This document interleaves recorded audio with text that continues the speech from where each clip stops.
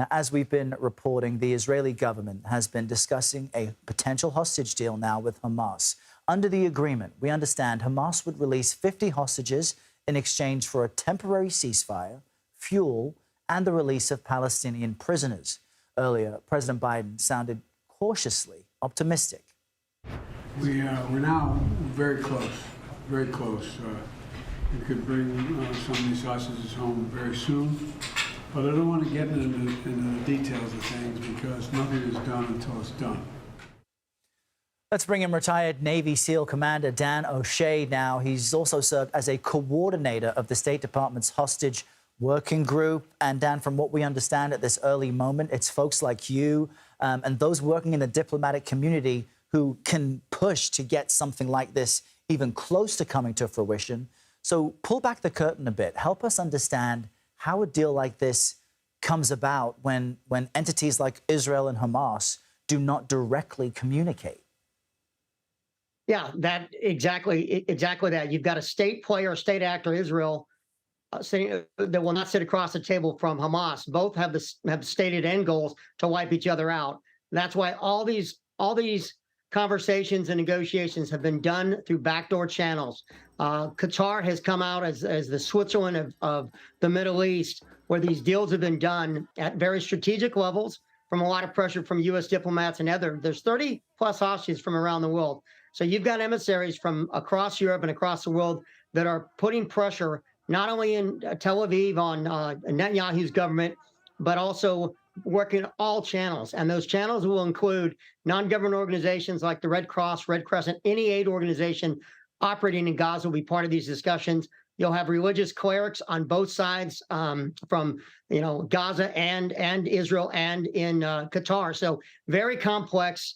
That's why this is very challenging. And again, no deal is set until hostages are exchanged. And it could go pear-shaped at any moment. So it's very sensitive that the fact that all this media coverage is focused on this quote-unquote negotiation deal. Right. No, that's a very important caveat you offer there. And as I mentioned to our Margaret Brennan earlier, the ratio is also quite noteworthy. It would have required a bit of creativity among those trying to get to some type of deal, because Israel would release 3 Palestinian prisoners for each hostage. And we understand women and children are being prioritized here.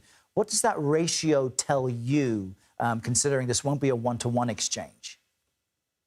Well, it comes down at the end of the day. Israel values the lives of every Jewish citizen. It's critical to them. It's critical to their survival. In the past, they traded 1,000 Palestinian prisoners to save the life of one Israeli soldier who'd been held hostage for 5 years. So they put the value of life on their citizens at a very high level, whereas opposed to Hamas, they use their citizens as human shields. But the fact that they got a 1 for 3, considering the calculus in the past, it gives you light of what may come in the future. But it's against the IDF policy because arguably 150 Palestinians released, if they're military age males, they're going to get right back in the fight, which is counter to what the IDF wants to do, which is to wipe Hamas out. It's interesting you note policy here, because as far as I understand from some extreme environment training I've been through, nations like the US and the UK emphasize to journalists heading to war zones and difficult areas that those nations don't negotiate with kidnappers. They don't pay ransoms, and that journalists have to understand that when they head to conflict zones. Are you concerned at all that this potential deal essentially sends a message that taking hostages gets you a seat at the bargaining table with Israel? 100%. I mean, the U.S. just traded $6 billion for the recovery of 5 Iranian-American hostages and exchanged 6 Iranians not 2 months ago. In fact, that was announced publicly on September 11th, this past September, ironically enough. So, of course, hostage terrorism works. And this administration has made it clear that they do negotiate for terrorists. And that notion that was a thing that kept America and our closest allies like the UK and Australia and Canada and New Zealand safe was that the word on the street was, at least when I was in Iraq, this is 15 years ago, the U.S. did not negotiate, did not make concessions to terrorists.